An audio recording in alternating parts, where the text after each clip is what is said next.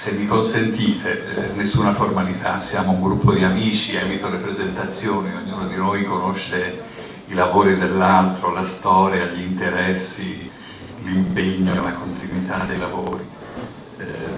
Sono particolarmente lieto che tutti accolto l'invito dell'istituto, perché questo, non potendo svolgersi come una delle giornate di studio sulla storia dell'Italia contemporanea, è piuttosto pensato per utilizzare e favorire nel futuro una utilizzazione ancora più larga dell'archivio Luzzatti, che il dottor Franchini ha descritto su Clio qualche tempo fa, dopo un convegno, che è ricchissimo per tante ragioni che conoscete, ma anche la quantità dà il senso di una qualità e di un'importanza e di un'estensione di temi e di rapporti che aveva. Le oltre 300 buste e ancora una quarantina e 50 di stampati che non sono ancora inventariati, ma che per tanti aspetti lo meritano. Si tratta in gran parte di opuscoli che non sono mai stati schedati e di quotidiani italiani, ma soprattutto stranieri, che Luzzatti utilizzava per le sue ricerche o che leggeva perché vi aveva pubblicato un articolo o aveva concesso un'intervista. Sono giornali, opuscoli introvabili, e ci auguriamo quindi da questo convegno, che diventerà un volume della collana che con il professor Pecorari ho il piacere di pubblicare grazie all'istituto, che questi atti troveranno una collocazione e spero aprano anche un dibattito in un anno pur ricchissimo di iniziative e di attenzioni tanto diverse alla Grande Guerra. Se uno prende l'elenco del sito del Ministero dei convegni che sono stati organizzati nel corso di questo anno, si rende ben conto, no? Da Trieste a Palermo, da Firenze a Roma e a Milano e a tante altre piccole università o addirittura città o addirittura paesi hanno studiato la Grande Guerra, dai documenti diplomatici alle lettere dei nonni trovati nei cassetti, diventate delle pubblicazioni, hanno arricchito l'archivio già ricco di Pieve Santo Stefano, e quindi consentiranno, credo, alla fine una lettura della Grande Guerra in parte diversa da quella che finora è stata fatta. Adesso la professoressa Maria Marcella Rizzo ci parla di Luzzatti e dei liberali in un periodo particolarmente difficile fra neutralisti e interventisti. Alle divisioni tradizionali si aggiunge nell'estate del 14, primi del 15, questa nuova linea di divisione e di confine. Io ringrazio la Presidenza dell'Istituto per l'invito che mi è stato rivolto e ringrazio soprattutto l'amico Pierluigi Ballini. In maniera più opportuna il titolo del mio intervento dovrebbe essere a proposito di Luzzatti e dell'Italia divisa, per l'attenzione che intendo rivolgere a quadri più generali. Mi spiego. Come qualche volta accade nel fare ricerca, ci sono circostanze del tutto occasionali, non preventivate, che sollecitano lo studioso e lo spingono a riconsiderare una questione da più prospettive. Mi è capitato recentemente di utilizzare per alcune iniziative, sempre sulla Grande Guerra, tra progetti di ricerca, riflessioni seminariali, nuovi apporti storiografici, tipologie di fonti che riconducono a differenti protagonismi. Mi riferisco in questo caso agli scritti di Luzzatti e su Luzzatti. Mi riferisco a una serie di documenti stampa, di archivio, anche ad una testimonianza orale raccolta negli anni '80 per un caso studio territoriale proprio sul periodo dell'Italia divisa. Recentemente ho letto ricordi diaristici, la memorialistica, come ha detto Pierluigi, ricchissima sulla Prima Guerra, rinvenuti di recente, appena pubblicato, di un medico salentino al fronte, nelle zone del Lagordino, alle prese tra l'altro dopo Caporetto con i profughi che abbandonano i loro paesi. E poiché conosciamo l'impegno di Luzzatti per i profughi, le loro esistenze hanno un punto di contatto, su cui offrono testimonianza diretta e indiretta, quella di un militare, di un grande uomo politico. Al di là del fatto specifico ne è derivata la conferma, alla luce anche del dibattito a livello internazionale. Si pensi alla Cambridge History, pubblicata nel 2014, in 3 volumi, di cui uno proprio sulla Civil Society, e il progetto anche 1914-18 online con attenzione ai fronti interni europei. Quindi ne è derivata la comprensione che il conflitto mondiale costituisce un cantiere, un laboratorio di ricerca sempre aperto, particolarmente frequentato in occasione di questo anniversario, come ha detto Pierluigi, un laboratorio dell'umano, sociale, politico, istituzionale e anche storiografico, secondo quanto già scritto da Snenghi nel volume Il mito della Grande Guerra, edito nel 70, ripubblicato nel 2014. Antonio Salandra, presidente del Consiglio che guidò insieme al ministro degli esteri Sonnino l'Italia nel difficile e problematico passaggio dalla neutralità all'intervento accanto a Francia e Inghilterra, in un discorso pronunciato a Foggia nel novembre del 19 avrebbe detto che per effetto del lungo conflitto il mondo era uscito dalle sue vecchie rotaie, sottolineandone la funzione spartiacque nelle vicende delle collettività e dei singoli. L'efficacia dell'espressione fa ben comprendere perciò come iniziare dall'immediato dopoguerra, da quella che è stata definita la stagione della pace senza pacificazione, la prima guerra mondiale sia stata una delle problematiche centrali all'attenzione degli storici e della pubblica opinione, oltre che argomento di polemica e propaganda politica. Come è stata raccontata? Le questioni più dibattute, certamente quella dei perché, delle responsabilità, del come. Tra gli anni 20 e 70 del secolo scorso è prevalsa la storia politica, diplomatica, militare. In seguito ha fatto progressivamente irruzione con interessanti contaminazioni la storia sociale della mentalità della cultura. Si pensi alle opere di Fussell e di Eric Lied degli anni 70, tradotte in Italia negli anni 80, che privilegiano fonti letterarie, filosofiche e giornalistiche, con sensibilità crescenti verso i diversi aspetti delle comunità coinvolte, verso i combattenti, verso i civili. Si pensi all'attenzione per tematiche quali la mobilitazione, la propaganda, lo status di richiamato e quindi le condizioni della vita in trincea dietro i reticolati, le ragnatele di ferro, come ce l'ha trasmesse anche una interessante tradizione cinematografica, da Renoir La grande illusione del 1937 al recentissimo film di Ermanno Olmi, Torneranno i prati del 2014. Dietro gli steccati, nelle baracche, nelle gallerie, nelle drammatiche emergenze, prorompe anche la solidarietà, il cameratismo, che attiva i meccanismi di conoscenza nel nostro paese tra militari del nord e del sud, fa superare le separatezze regionali, favorendo in sostanza lo stesso processo di nazionalizzazione. Le fonti, quelle di archivio, a stampa, letterarie, molta memorialistica, carteggi, documentazione iconografica e sonora, testimonianze orali. Più recentemente ci si è interrogati sulle vicende del conflitto, sul suo carattere di guerra totale con dimensioni di massa rispetto alla categoria della violenza. È emerso un progressivo interesse, prima in Francia, in Inghilterra e ora anche in Italia, per tematiche prima accantonate, se non rimosse, come gli episodi riguardanti i nemici interni. Se ne occupò Luzzatti per le vicende degli ebrei e degli armeni, i processi militari, le sentenze sommarie, le condanne di soldati disobbedienti ai comandi, accusati di insubordinazione, di resistenza, di boicottaggio.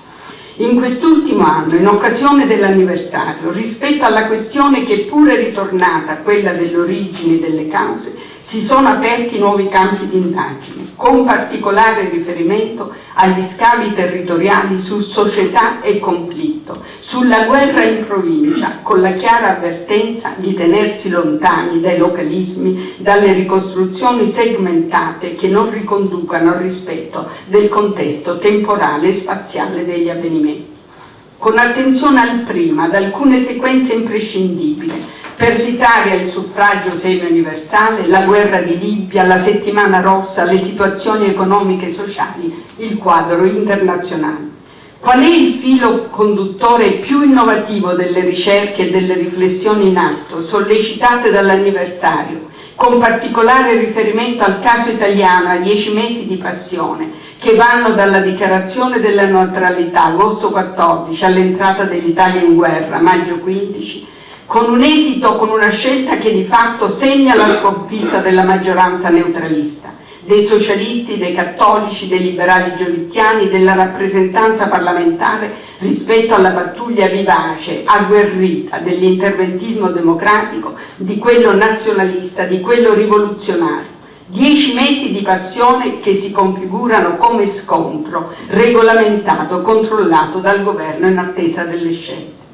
Gli scritti di Vigezzi sull'Italia neutrale del 66, il suo da Giolitti a Salandra del 69, rimangono dei classici per finezza interpretativa, per ricchezza di fonti, ma in sostanza fortemente dislocati sulle classi dirigenti, meglio sul ceto politico a livello parlamentare e governativo, sul personale diplomatico, sui prefetti, sulle alte sfere, sugli orientamenti dei grandi quotidiani. Tutto questo è anche il Paese, ma non è tutto il Paese. Sono stati poi numerosi gli studi su più neutralismi indagati anche a livello locale, che hanno finito con il porre una questione trascurata dalla storiografia. Che cosa hanno fatto concretamente i neutralisti per impedire la guerra? E questo è l'interrogativo di fondo che ha visto impegnati recentemente 48 studiosi in un progetto di ricerca coordinato da Fulvio Cammarano, appena edito, uscito ai primi di maggio per Le Monnier, con una interessante prefazione proprio di Vigezzi: Abbasso la guerra, neutralisti in piazza alla vigilia della prima guerra mondiale in Italia.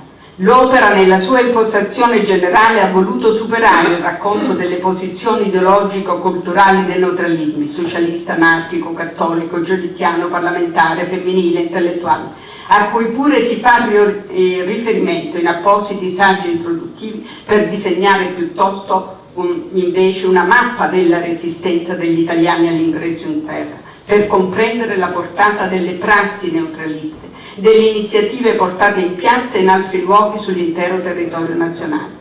Gli orientamenti dell'opinione e dello spirito pubblico alla vigilia della guerra già traspariva, ma solo traspariva a livello generale, dalle interessanti relazioni dei prefetti in risposta alla richiesta della circolare emanata il 12 aprile dal Presidente del Consiglio, a ridosso ormai di quella che sarebbe stata di lì a poco la stipulazione del Patto di Londra.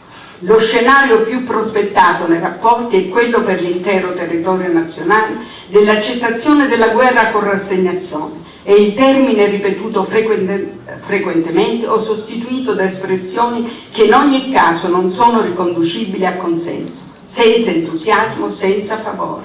Si legge che la lotta armata non è desiderata, è più subita, anche nelle relazioni ai prefetti di Vicenza e di Venezia, come male necessario, come ineluttabile necessità. Con questa dimensione viene raccontato anche il Veneto, che pure è regione redenta di confine con forti tradizioni anti-austriache. Si affacciano le fratture tra città e campagna, riscontrabili ovunque. L'augurio massimo tra le masse contadine è che l'Italia possa evitare il conflitto, ottenendo con accordi la soddisfazione delle sue legittime aspirazioni. Lungo, articolato il rapporto su Vicenza, ma insomma si dirà sul Veneto dopo, dove non c'è significativa propensione alla guerra, dove pure agisce una minoranza interventista che cerca di indirizzare l'opinione pubblica per opera della Trento e Trieste, dei molti profughi che si sono rifugiati, di alcuni organi di stampa. Ma ci sono il disagio palpabile, il rientro degli emigrati, la disoccupazione, il ristagno dei commerci, la rovina delle industrie. Più sfumate le considerazioni invece su Padova, città universitaria, crocevia di intellettuali, di irredentisti, tra l'altro vi insegnava il nazionalista Alfredo Rocco. Pane e lavoro sembra essere il grido più diffuso da nord a sud, non di necessità funzionale contro la guerra, così come quella che sarà la crescente partecipazione alle iniziative interventiste non significa di fatto unanimo decisione alla guerra. Nel recentissimo volume curato da Cammarano, nei casi studi anche la realtà veneta risulta più sfaccettata grazie al ricorso a numerose fonti. Sono confermate le diversità di comportamenti tra ceti urbani, classe media, contadini. I protagonisti delle piazze sono da una parte i socialisti e dall'altra studenti nazionalisti, a suono di guerra degli inni, di cortei, di sfilate con cappelli. ma anche i cattolici risultano attivi, nelle chiese, sulle pagine dei giornali, dove si preoccupano di marcare le differenze tra il loro neutralismo fatto di patriottismo, di obbedienza all'ordine costituito e quello antinazionale dei socialisti. Sul versante pro-guerra si fa propaganda facendo leva sugli eventuali vantaggi sulle sponde adriatiche a spese degli slavi. A Venezia, sappiamo, il revanscismo adriatico promette la rinascita economica e portuale. Ma in generale c'è cautela anche rispetto a queste prospettive. In altre parti del territorio nazionale, nel Mezzogiorno per esempio, hanno già rispetto agli sbocchi nel Mediterraneo, in occasione della guerra libica, nutrito attese e provato entusiasmo crescente.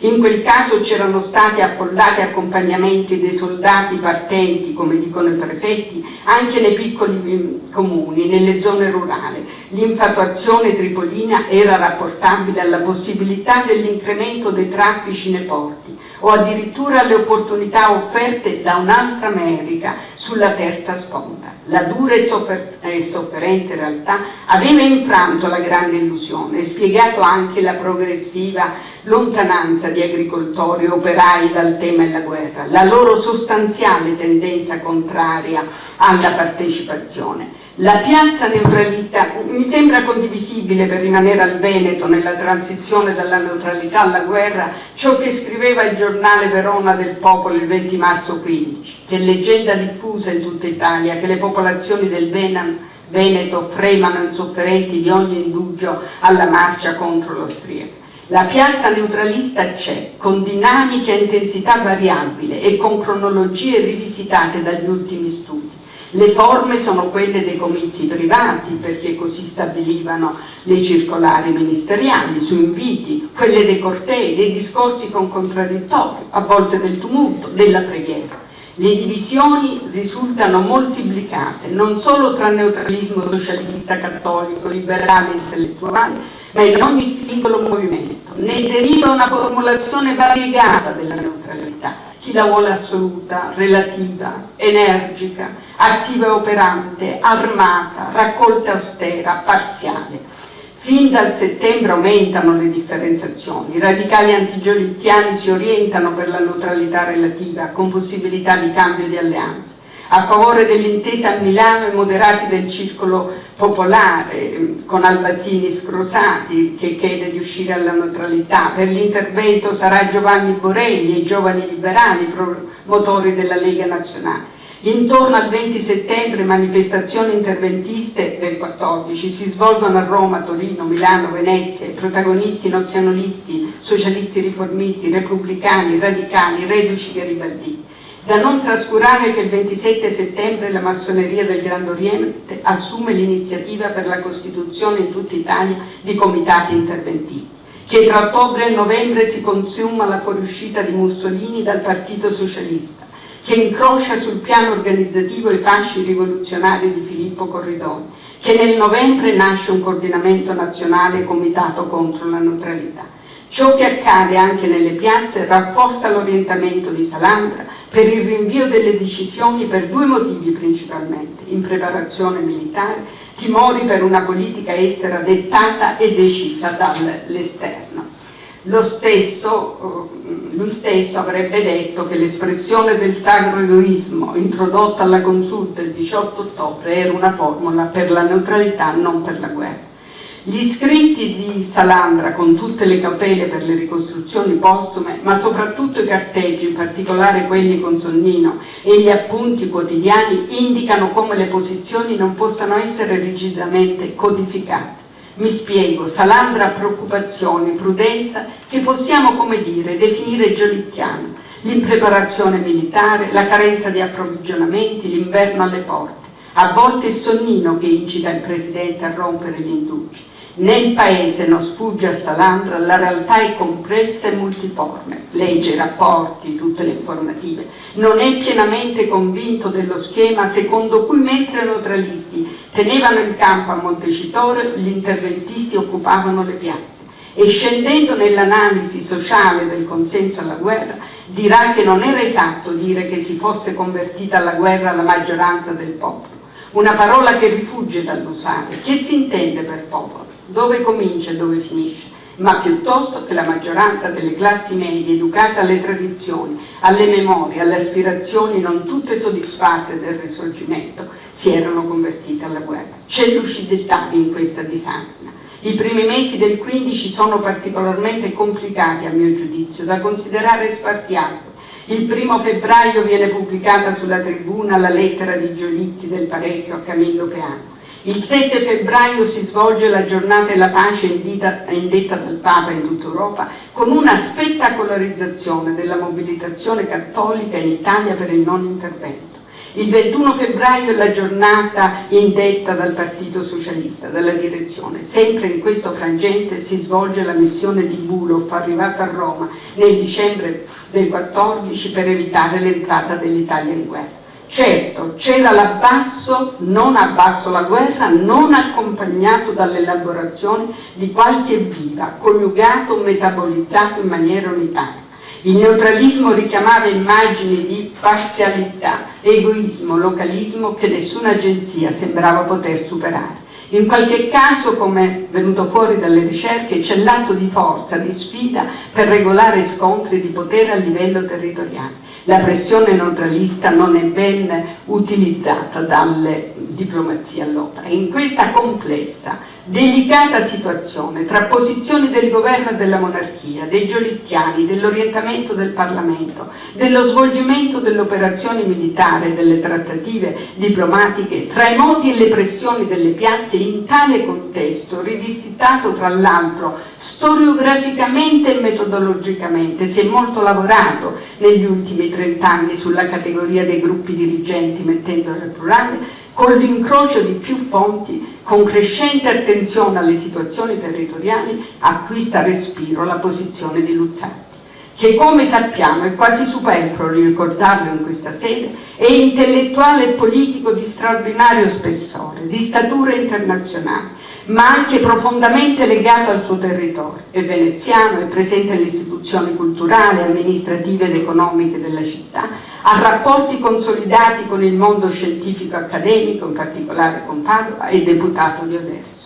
Non mi pare che si tratti di misurare in una storia politica dell'Italia durante questi anni il ruolo avuto da Luzzatti, che Vivarelli definisce del tutto secondario, per poi aggiungere però che nelle reazioni di Luzzatti, personalità di grande rilievo, vuole rintracciare elementi più generali per un giudizio su quel ceto politico attraverso 3 circostanze: guerra di Libia, per la quale Luzzatti era stato favorevole, conflitto mondiale e fascismo. L'ottica di Vivarelli è quella in sostanza di osservare e di rilevare attraverso la lente posizionata su Luzzatti la crisi del liberalismo italiano, operazione in sé legittima ma che sposta la portata degli interrogativi. Nell'Italia divisa dal momento dello scoppio e fino alla primavera del 15, Luzzatti, afferma Vivarelli in occasione del convegno del 1991, sarebbe stato più vicino a Giolitti che a Salandra. Mi pare piuttosto che partecipi di quel travaglio che sposta settori del neutralismo verso l'adesione all'entrata dell'Italia in guerra. Luzzatti il 9 maggio non sarà tra i 300 e più parlamentari che lasceranno il biglietto da visita a Giolitti ritornato a Roma. Le sue lettere, quella a Boselli del 3 agosto 14, lo scritto dell'11 sempre di agosto rispetto alle conseguenze funeste della guerra, dei dissidi interni e dei conflitti civili, appartengono ad un momento, quello dell'estate del 14, in cui c'è un larghissimo favore per la decisione della neutralità, anche nel suo vento. In quanto all'uso della retorica sul patriottismo, come ce la consegna Luzzatti in questi frangenti, essa è riconducibile per buona parte al clima di esaltazione generale. Quando ho studiato Salandra mi ha colpito, mi ha meravigliato come in un'atmosfera di nazionalismo in ascesa, prima e dopo la guerra di Libia, cambino progressivamente per contenuto e stile anche i suoi discorsi, in particolare quelli elettorali ed extraparlamentari, nei quali induce alla retorica degli affetti e della patria, rispetto a quella severa descrizione dei fatti, agli strumenti per risolverli, che era stato il suo tratto distintivo. Affermerà Salandra che toccherà al Partito Liberale assicurare per il Paese una politica non di classe ma nazionale, non della borghesia né del proletariato, ma tendente a valorizzare tutte le energie nazionali di tutti i ceti e di tutti gli ordini sociali, in nome di un solo ideale, il patriottismo, sulla cui definizione si cimenterà Luzzatti, quando nello scritto dell'11 agosto 14 affermerà che non è vero che il tessuto della storia sia lavorato solo, sono sue parole, col filo rosso degli interessi materiali. Vi sono ideali, egli scrive, virtù, vizi, passioni che si elevano sulla ragione economica dominandola. La carità del luogo nativo, l'amore e il prestigio della propria nazione sono un nodo misterioso e complicato di valori spirituali per effetto del quale la perdita di ogni ricchezza appare sacrificio sopportabile, la morte un dovere che non si discute. Questa è la patria, lui dirà. Poi certamente c'è un crescendo in termini apologetici dell'amor di patria, degli interessi nazionali coniugati in chiave retorica fino all'elaborazione di una mistica patriottica, come evidente nel documento appena citato, poi nel discorso parlamentare del 4 dicembre 15, nella commemorazione di Giorgio Politeo nell'ottobre 16, in cui esalta le sofferenze, le rinunce sino al sacrificio della vita, finalizzato, secondo quanto ne deduce Vivarelli, ad un disegno di espansionismo territoriale, di annessione sull'altra riva dell'Adriatico dell'intera Dalmazia. Mi pare però che l'approdo all'interventismo nelle sue ragioni e giustificazioni sia tutto nell'evoluzione dei 10 mesi di passione, perciò mi sono soffermata, tra spinte e controspinte, tra accelerazioni e indugi. Le relazioni politiche, amicali, familiari lo dimostrano. È fitta la corrispondenza attraverso cui lo statista veneziano argomenta, riflette e da cui si possono ricavare progressivi spostamenti.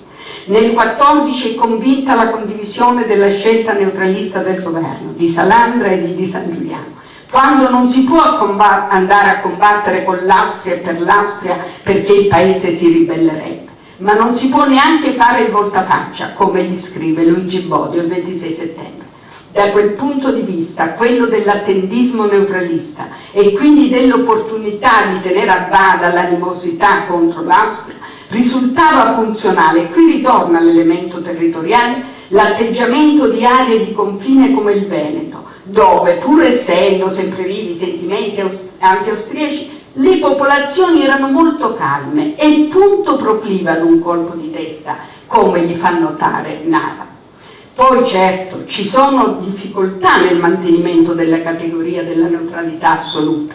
Gliene fa intravedere il fidato amico Paolo Boselli in una lettera del 29 settembre. Io non grido guerra, gli scrivo, né grido neutralità ad ogni costo. Mi auguro che si possa rimanere sempre neutrali e che si rimanga tali in un modo da non tradire né il passato, né l'avvenire, né la dignità, né le legittime aspirazioni del Paese, comprese quelle della nostra Veneta Dalmazia. In questa scrittura vale il piano del ragionamento, delle valutazioni delle logiche politiche in senso lato.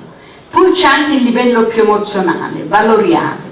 Luzzatti, come Salandra, come Sonnino, sono nati rispettivamente nel 1841, 53 e 47. Non hanno fatto il risorgimento, ma si sono formati, nutriti a quei principi. Hanno scommesso sulla costruzione dello Stato, sul rapporto paese-istituzioni e a mio giudizio da questo punto di vista ha un forte significato anche per l'implicita intimità del rapporto la lettera del nipote Aldo Pontremoli, figlio di Lucia, poi volontario al fronte, che si appella a lui in una lettera del 13 maggio, lo stesso giorno delle dimissioni del governo Salandra, perché nella situazione del momento non interroghi solo l'intelligenza, ma soprattutto la propria coscienza, la sfera dei sentimenti. Gli dirà il nipote: non ci troviamo oggi, gli scrive, per le provocazioni giolitti tra la vergogna e il pericolo. La vergogna si può accettare a livello personale, non quando in gioco quella del paese. Non si può accettare quello che propone Giolitti, sostituire il sangue col fango.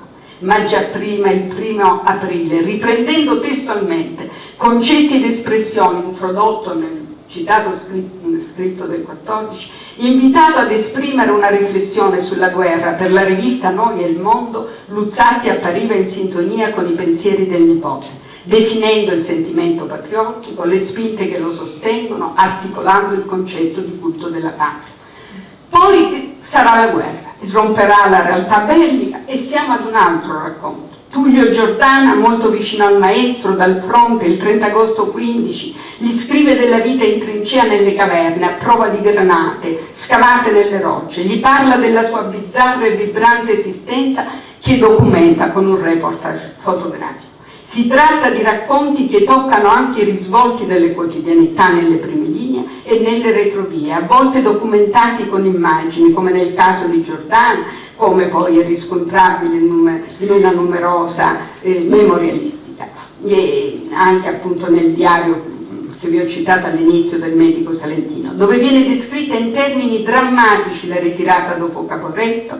Nel novembre 17 da Cencenighe nella Gordino ripiegano forze militari e civili che si allontanano su ogni mezzo di fortuna, anche a piedi con il solo fardello e le masserizie. Furenti, annota il medico, sono soprattutto le donne, a causa degli incendi volontari provocati dai nostri per fare deserto al nemico, di fronte alla generale ritirata, a soldati definiti indecisi, disorientati come pazzi. Luzzatti entra in tale problematica, ci saranno delle relazioni in cui saranno affrontati questi problemi, soprattutto per le conseguenze delle operazioni militari su civili, su uomini, donne e bambini. Nel 16 nasce l'Opera Nazionale per gli orfani dei contadini caduti in guerra, di cui è presidente. Dopo Caporetto è alto commissario di un comitato parlamentare per l'assistenza ai profughi, ma anche agirà su altri livelli di dimensione politica strategica con il suo promemoria sulla Dalmazia. Per il raccordo tra le potenze in guerra con l'intesa, Luzzatti sarà nel 17 il presidente delle sezioni italiane del Parlamento interalleato, si preoccuperà di un convegno sul tema del credito popolare per il dopoguerra e sarà promotore della società italiana pro-Armenia, eccetera. Ma mi piace concludere con quelle prospettive lungimiranti, suggerite dal contesto bellico mondiale, indicate da Luzzatti e messe in rilievo da Vera Zamagni, quando ricorda che lo statista, già teorico dello statalismo sussidiario, appare anticipatore del Keynes del 1944 nel sostenere la ricircolazione di riserve monetarie da chi le accumula a quelli che le perdono e nell'invocare un organismo internazionale in grado di promuovere la necessaria cooperazione monetaria, come avverrà solo nelle discussioni di Bretton Woods del 1944. Altro il discorso su Luzzatti, sulla crisi del liberalismo italiano e la cesura della guerra. Salandra avrebbe parlato, ve l'ho detto, di un lungo svolgimento che aveva fatto uscire il mondo dalle sue vecchie rapaglie, e perciò spartiacque inevitabile a livello internazionale, a livello di collettività di singoli. Sonnino, in una lettera a Fortunato del luglio 19, avrebbe richiamato 5 anni di estrema tensione nervosa, senza un giorno di riposo, accennando alle profonde modificazioni tra il primo e il dopo. Tutte affermazioni in cui, come in quella di Luzzatti sulle divisioni del movimento, c'è la storia complessa del tramonto del liberalismo italiano, rispetto a un tessuto modificato nel panorama politico e nella mobilità sociale, in particolare per la prepotente ascesa dei ceti medi e della loro rappresentanza in una realtà europea in cui si diffondono il nazionalismo e il bolscevismo. Su questo sfondo la debolezza del liberalismo assume tutta la sua valenza, alla luce degli esiti della conferenza della pace e delle vicende europee, offrendo gli spazi per la propaganda e l'affermazione del fascismo. Grazie.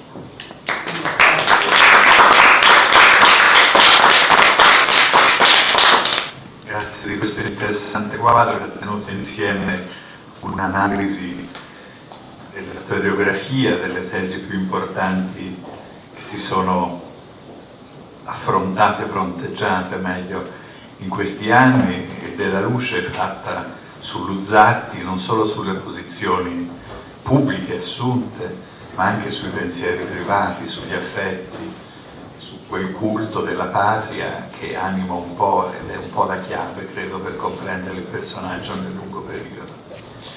Luca Riccardi ci parla adesso di francofilia e anglofilia nella politica italiana in riferimento a Luzzatti e alle scelte che l'Italia fece quella primavera per la tredicesima. Grazie. Naturalmente premetto i ringraziamenti al Presidente, al Professor Ballini e a tutti coloro che mi hanno invitato a prendere parte a questo convegno. 3 settimane dopo la dichiarazione di guerra dell'Austria-Ungheria alla Serbia, il ministro delle colonie, Ferdinando Martini, incontrò casualmente in una località di vacanza Luigi Luzzatti. E così scrive sul suo diario: «È anche lui men germanofilo di quanto era tempo fa. Non crede alla superiorità delle forze navali inglesi sulle tedesche, superiori per quantità gli inglesi a suo giudizio, non per qualità se non di navi, di equipaggi. Riconosce bensì anch'egli che i tedeschi hanno sbagliato nei disegni diplomatici e nei militari. Conviene meco che avremmo dovuto, rinnovando la triplice, restringerci a promettere la neutralità». Ero in una situazione però di equilibrio. Restringerci a promettere la neutralità che altro non potevamo ottenere nelle presenti condizioni della pubblica opinione tra noi e sapendo di aver contro di noi l'Inghilterra.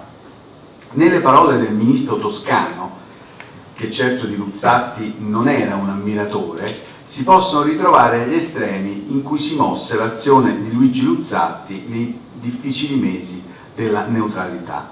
Luzzatti seguiva attentamente l'azione del successore di Giolitti, benché non nascondesse una certa ostilità verso il Ministero Salandra, il cui presidente appariva avere le doti per avviare un superamento del giolittismo.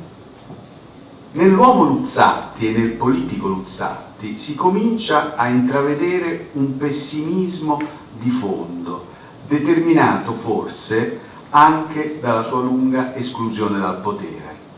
Dice il suo biografo, per lui, un biografo che lo adorava, infatti come sappiamo tutti lo chiamava il maestro, per lui ogni nuovo ministero era in un certo senso peggiore del precedente, il quale aveva in ogni caso il vantaggio dell'esperienza.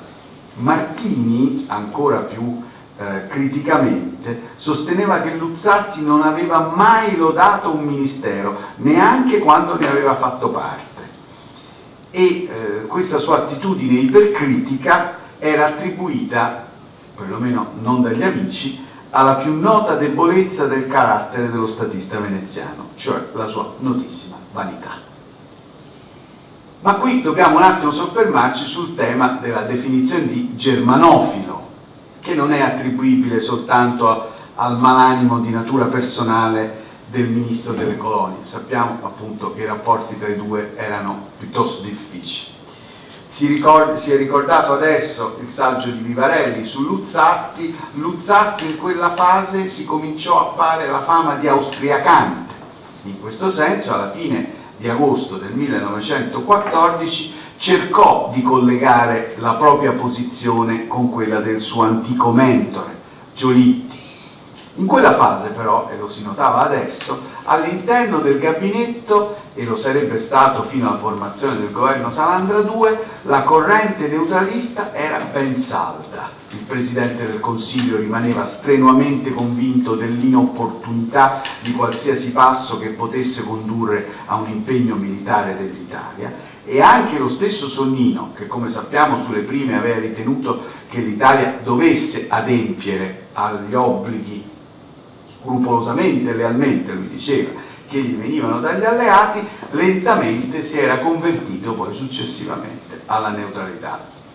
Per non parlare di San Giuliano, che era la vera anima del neutralismo italiano in quella prima fase, il quale sin dai primi giorni del conflitto ritenne esplicitamente che un intervento italiano sarebbe stato impari alle sue forze e per questo dunque bisognasse fare ogni sforzo per mantenere buoni rapporti con gli alleati. Luzzatti, Salandra, San Giuliano, Vittorio Emanuele Orlando, che si definiva amico e ammiratore di Giolitti, quantunque egli non sia stato sempre amico verso me. Orlando, il futuro presidente della Vittoria, convenne con lo statista veneziano che le opinioni di Salandra, siamo appunto all'indomani dello scoppio del conflitto, non differivano dall'indirizzo neutralista nel quale entrambi gli uomini politici si ritrovavano. Essi, scrive Orlando a Luzzatti, concordavano nell'evitare pazzesche avventure, questo è proprio un termine che sembra ripreso da San Giuliano, pazzesche avventure, e tenere buoni quelle correnti dell'opinione pubblica, le teste calde dei nazionalisti. E qui, secondo me, si apre una riflessione, io ci ho pensato leggendo queste cose di Luzzatti, sulle radici di un certo tipo di neutralismo, cioè l'osservazione sulla società italiana e sui suoi limiti oggettivi, sull'organizzazione dell'esercito, sull'organizzazione della società, sulla capacità di resistenza economica e finanziaria della nostra società. Su questo tipo di osservazioni è impiantato il cosiddetto germanesimo di Luzzatti, cioè su una considerazione realistica. Però era effettivamente realistica se noi pensiamo a come la società italiana è uscita dal primo conflitto mondiale. E qui secondo me va fatta una rivalutazione su un certo tipo di osservazione che facevano i neutralisti. Diciamo il germanesimo di Luzzatti, che poi diciamo è un neutralismo, come ho detto adesso.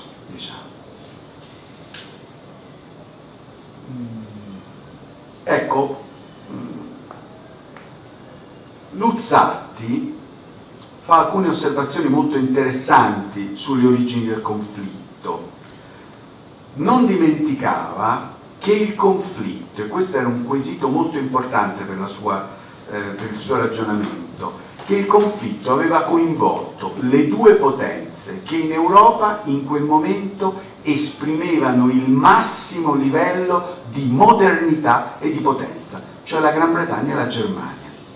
Lo scontro militare avrebbe potuto mettere a rischio il massimo sviluppo della opulenta maturità inglese, così lui dice, quanto l'evoluzione, che per lui, e noi sappiamo per gli italiani in genere, era importantissima, l'evoluzione dell'economia tedesca.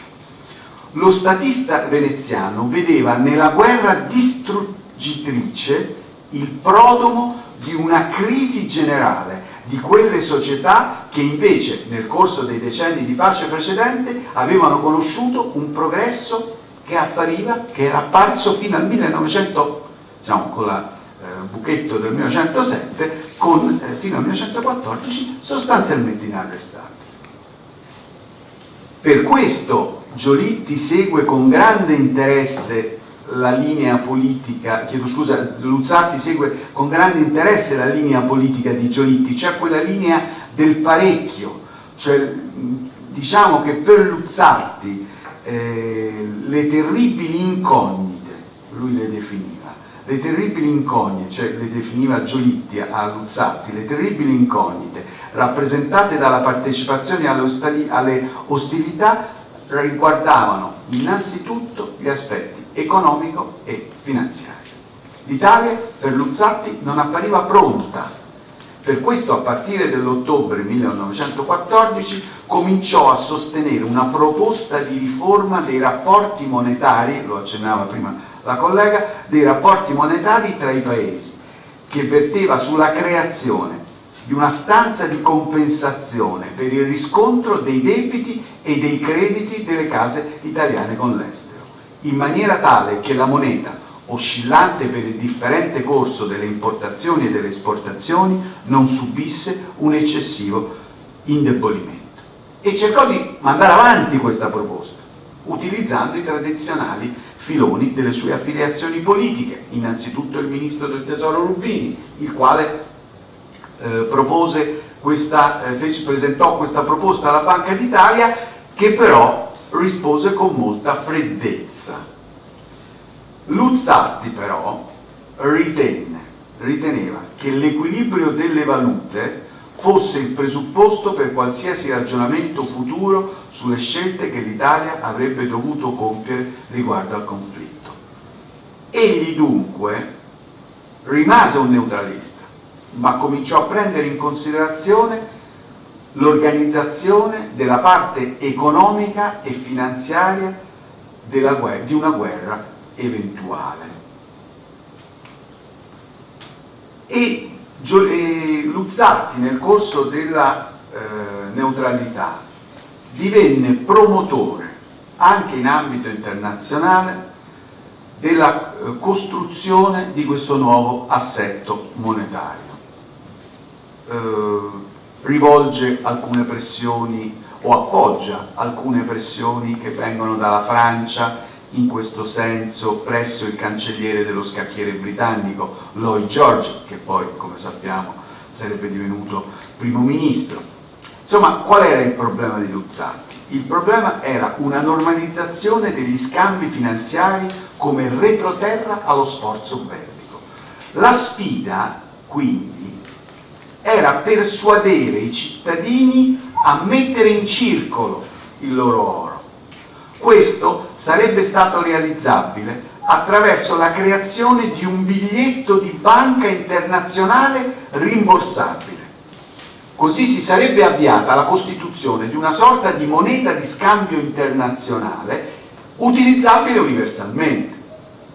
Se l'operazione avesse incontrato il consenso delle società, cioè la fiducia dei mercati, diremmo adesso, si sarebbe riversato nella circolazione monetaria un gran numero di miliardi, con grande profitto delle economie delle nazioni alleate.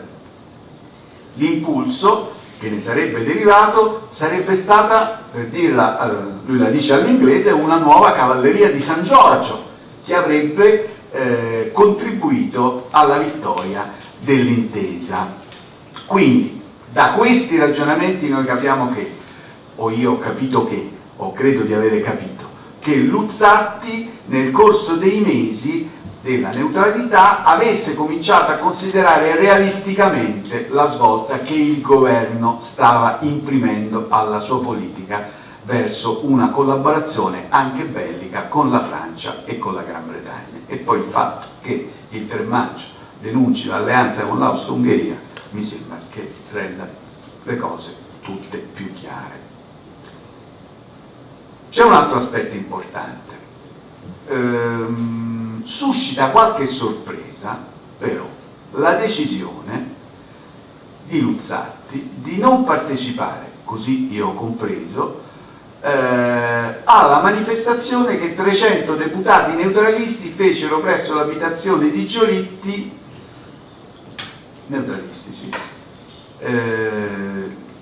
neutralisti fecero presso l'abitazione di Giolitti depositando il proprio biglietto da visita nell'anticamera. Anche lui, che di Giolitti era stato un fedele sostenitore, però non lascia il proprio biglietto. E scrive nelle memorie: probabilmente si rendeva conto che l'Italia volgeva fatalmente fin da quando aveva dichiarata la neutralità alla guerra. Questo ragionamento, che sembra apparentemente retorico, secondo me invece ha un incardinamento importante. Cioè, lo statista veneziano prese coscienza che il non aderire al progetto aggressivo dell'Austria aveva significato una sostanziale, anche se non ancora formale, uscita di Roma dalla Triplice, poiché da quel momento non se ne avevano più condiviso gli scopi ultimi, che erano la difesa della sua sopravvivenza, cioè dell'impero, a danno dell'emergente nazionalismo slavo. È da tenere presente che in territorio asburgico anche quello italiano era un nazionalismo emergente, e questo naturalmente non poteva che influenzare la politica estera italiana. Luzzatti riteneva che sotto il profilo economico la neutralità avrebbe avuto per l'Italia numerosi aspetti positivi, avrebbe potuto sfruttare economicamente la situazione approfittando dei tanti bisogni delle parti in contesa? Sì, ma poi si risponde con una domanda, dice: e poi qual è il futuro? E questo secondo me appare forte la risposta successiva, cioè il futuro è la Gran Bretagna e la Francia, che sembrano essere diventati con l'intervento punti di riferimento ineludibili per la politica, lo schieramento internazionale, ma anche per l'organizzazione economica nazionale. La sfida era per il dopoguerra e Luzzatti guarda molto al dopoguerra, quando l'Italia si sarebbe ritrovata inevitabilmente trasformata. E qui noi vediamo l'avvicinamento intellettuale con un altro uomo politico che questi problemi se li era posti, cioè Francesco Saverio Nitti, che era stato, posso dire, in freddezza con Luzzatti negli anni precedenti. Infatti Nitti scrive a Luzzatti 10 giugno 15, pochi giorni dopo la dichiarazione di guerra: e dopo la guerra quale grande compito, bisogna rifare l'economia nazionale con ogni energia e occorre chiara visione e concordia di intenti, cioè quella che poi non ci fu, diciamo. Qual è quindi l'obiettivo politico sul piano economico del primo anno, diciamo, dei primi 2 anni della guerra per quanto riguarda l'azione di Luzzatti? Cioè questa era la coesione economica della quadruplice. E questo, vado rapidamente, si fondava tutto su una rilettura dei rapporti con la Francia e con la Gran Bretagna. Dal momento della dichiarazione di guerra, per Luzzatti fu fondamentale rendere sempre più cordiali i rapporti con le 2 potenze occidentali.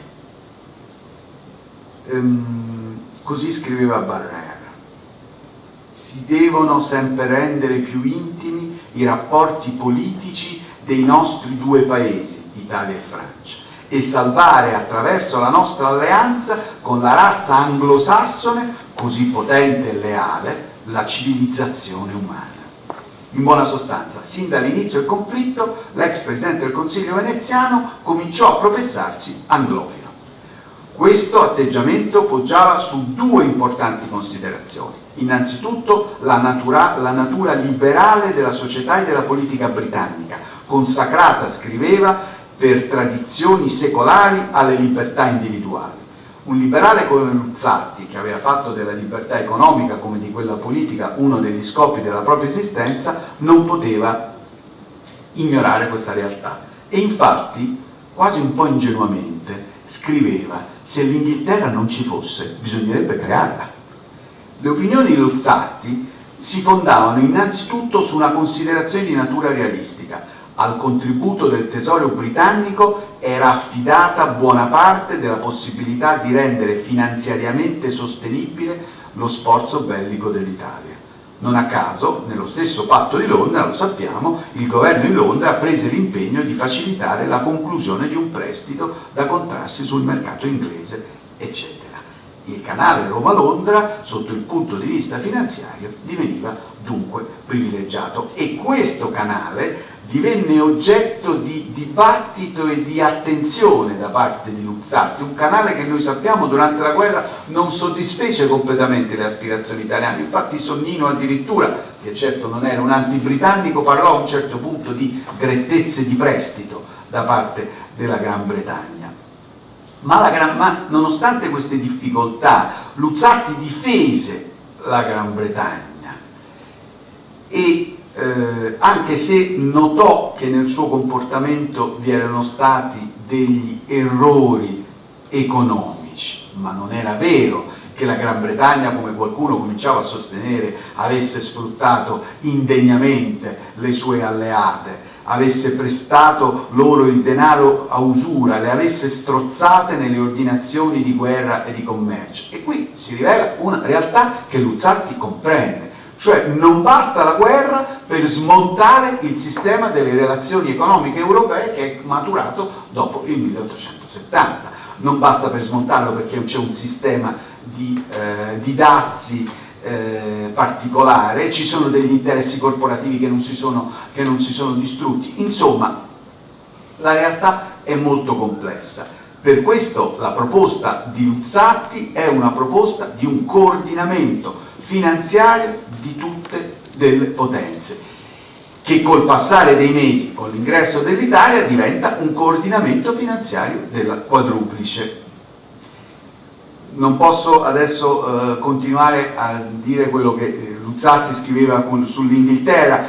Diciamo che assume a un certo punto, leggendo, cercando di approfondire la cultura e la storia politica dell'Inghilterra, assume toni da Kipling.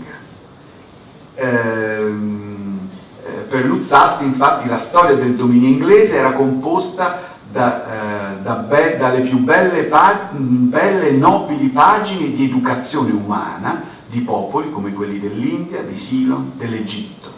E si vede il paragone con l'altra potenza moderna. Dominare con la forza, scriveva Luzzatti, è tedesco, è anglosassone. Dominare con la sapienza pratica, accompagnata dalla rettitudine per quanto interessata. Quindi, diciamo, è una visione anche realistica.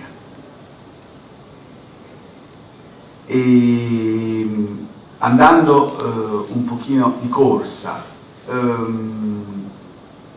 riprendiamo questo tema del coordinamento economico. Il progetto quindi di coordinamento economico verte su una proposta che lui aveva formulato già dal 1907, cioè quello di una pace monetaria tra le nazioni. Secondo Luzzatti, il sistema capitalistico che si era affermato negli ultimi decenni non permetteva di stare a guardare egoisticamente bruciare la casa del vicino.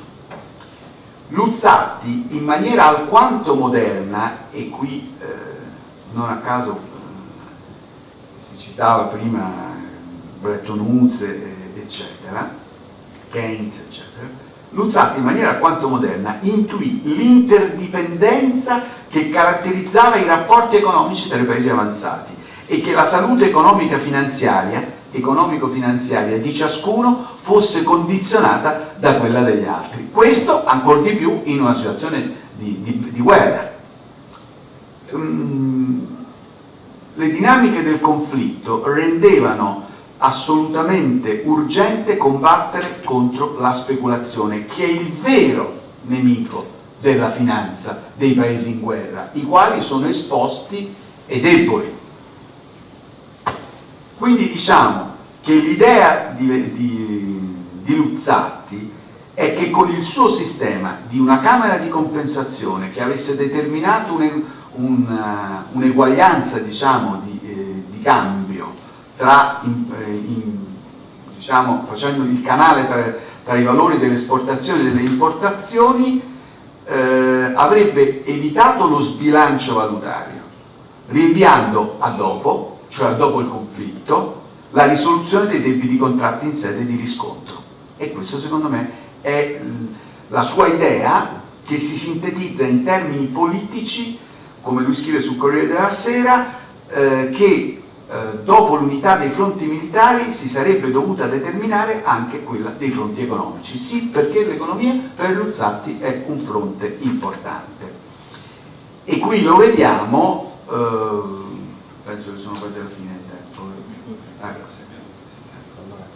Vado di corsa, lo vediamo in quello che poi è l'oggetto principale, il riferimento politico-culturale del ragionamento di Luzzatti, cioè i rapporti con la Francia. Luzzatti cerca nei primi 2 anni di guerra di sviluppare questo rapporto privilegiato sul fronte economico-finanziario con la Francia e realizza una serie di è a capo o fa parte di una serie di iniziative. Ne prendo in evidenza solo 2. Uno, il convegno italo-francese di Villa d'Este, 15-18 settembre 1915, Villa d'Este a Cernobbio sul lago di Como. Le delegazioni non erano delegazioni governative ma delegazioni, diciamo, parlamentari, io direi delegazioni eminenti, gli eminenti uomini politici, rappresentanti dell'economia, eccetera. La componente francese, quella italiana, era guidata da Luzzatti. La componente francese era guidata da 2 importanti ministri degli esteri, Hanotaux e Pichon. Pichon era il braccio destro di Clemenceau, quindi erano personalità di grande importanza. Quest'ultimo, cioè Pichon, ebbe un ruolo fondamentale nel coinvolgere altri esponenti politici francesi come Barthou, come Riot, e questo anche per le sollecitazioni che ricevettero dall'ambasciatore italiano a Parigi, l'ex ministro degli esteri giolittiano Tommaso Tittoni. La discussione in quella sede, che adesso non posso ricostruire sul piano, diciamo, tecnico, però sul piano politico posso dire che i mattatori furono Luzzatti e Pichon. Si arrivò a parlare della formazione di un blocco latino a cui avrebbe potuto aderire a un certo punto anche il Belgio. Quali furono le reazioni a questa discussione? Beh, le reazioni a questa discussione furono molto interessanti, cioè furono positive per alcuni aspetti. Luigi Bodio, che prima è stato menzionato, disse a Luzzatti: sei stato grandioso nel tuo discorso.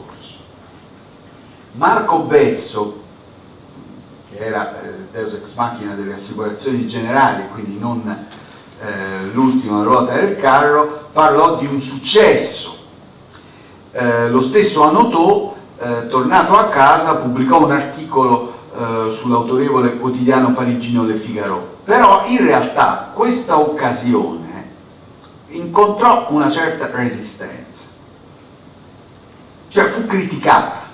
Che cosa si disse? Lo riassumo: non si è parlato veramente di economia, non si sono trovate delle soluzioni, alla fine si è parlato soltanto di politica. E questo lo dissero amici e nemici di Luzzatti.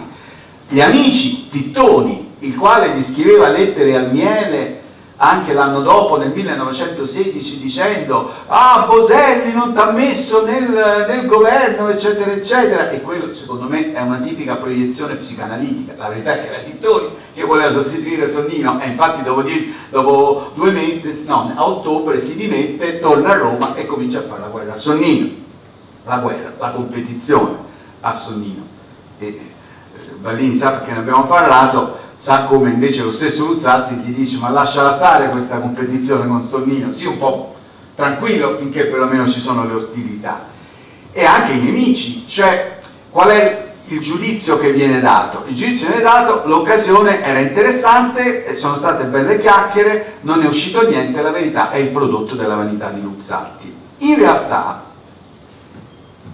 siccome anche i vanitosi hanno buone idee, l'idea era giusta, cioè l'idea era quella di costituire un fronte comune economico che potesse resistere all'impatto della guerra lunga. Questa è la grande differenza che Luzzatti capisce. Cioè, a un certo punto ci si rende conto che la guerra non sarebbe finita in 6 mesi come la propaganda aveva giurato e spergiurato, anzi più spergiurato che giurato. E questa proposta di Luzzatti, cioè la creazione di un fronte economico, si ripropone durante la conferenza commerciale che avviene nell'aprile del 16 a Parigi. Durante questa conferenza commerciale, che è una conferenza commerciale interalleata, cioè questa conferenza commerciale è molto interessante perché si interseca con la prima conferenza economica interalleata, cioè dei rappresentanti dei governi, che avrebbe avuto luogo sempre a Parigi tra il 14 e il 17 giugno. Io quando molti anni fa cominciai a studiare la prima guerra mondiale mi chiedevo: ma perché questi andavano sempre in Francia? Non me lo spiegavo, poi scoprì che la Francia è comoda perché la via di mezzo, quindi Parigi approfittava anche di questo. Rapidamente, Briand, Presidente del Consiglio, quando cominciò a esaminare i testi su cui avrebbe dovuto lavorare la conferenza, quella governativa, cominciò a ragionare sulle proposte anche che avrebbe fatto Luttazzi. Disse: innanzitutto bisogna riunire una conferenza segreta di ministri tecnici e diplomatici, nel corso del quale si sarebbero esposte le risorse finanziarie a disposizione di ciascun governo. Così gli stati che avrebbero avuto maggiori risorse avrebbero potuto venire in aiuto di quelli che ne avrebbero avute meno.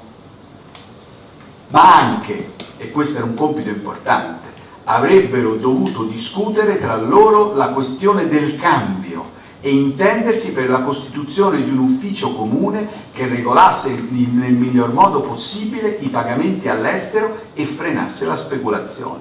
Questo era il programma di Luzzatti, che Luzzatti stesso appunto presentò nella quasi contemporanea conferenza interalleata sul commercio. Va detto però che Luzzatti, durante la conferenza internazionale per il commercio dell'aprile del 16 lanciò un vero e proprio appello per un accordo delle tesorerie di Stato e delle banche di emissione della quadruplice intesa per varare una gran camera di compensazione dei cambi in maniera tale da attenuare gli squilibri. E questa proposta fu anche oggetto di una risoluzione approvata dai partecipanti. Questa conferenza, con questa proposta al centro, fu oggetto di grande interesse da parte della stampa. La reazione francese quale fu? La reazione francese fu che in principio siamo d'accordo, come aveva detto Briand, ma il ministro delle finanze Ribot, futuro Presidente del Consiglio, fece un'altra osservazione, cioè non possiamo, disse a Tittoni, non possiamo però trarre tutte le conseguenze alle quali Luzzatti vorrebbe giungere. Cioè, mi permetto un'interpretazione, non si vuole concordare un nuovo equilibrio valido anche per il dopoguerra. E questo è un po' un limite, tant'è che nell'entourage di Luzzatti, cioè il nipote con Premoli, un po' di anni dopo si mise in evidenza un aspetto, probabilmente riportando secondo me un pensiero di Luzzatti stesso. Gli economisti e gli statisti francesi che prevalevano nel convegno di Parigi dell'aprile del 16 plaudirono l'onorevole Luttazzi, ma non spinsero la Francia a por mano alla riforma, perché erano lievi allora le sue perdite nei cambi. Gli eserciti inglesi prima, gli americani poi, lasciarono in Francia più che 20 miliardi d'oro trasformati dai francesi, debitori dell'estero, in divise. Ma poi verranno anche per la Francia i giorni bui dei cambi asperrimi, che non avrebbe sofferto se l'Istituto Internazionale di Comune Sollievo avesse funzionato. Quindi il messaggio luzzattiano della creazione di un'istituzione finanziaria stabile era rivolto, come dicevo prima, al dopoguerra. Tutto questo, e concludo, lasciò grandi rimpianti a Luzzatti, il quale, nonostante l'età, non aveva perso passione nel difendere autorevolmente e direi anche scientificamente le sue idee, anche con una certa profondità tecnica che così ha messo un po' in difficoltà lo storico, diciamo. E riteneva che le soluzioni da lui proposte avrebbero quantomeno attenuato i problemi. Nel settembre del 19 scriveva all'ambasciatore britannico Rodd, di cui era stato grande frequentatore, scriveva di trovarsi in una condizione in cui il trattato di Versailles e quello di Saint-Germain mi opprimono, e aggiungeva: oggi abbiamo vinto noi alleati, ma se dalla fine del 14 le cose che io dicevo a lei si fossero accolte, la guerra si sarebbe vinta prima. Grazie.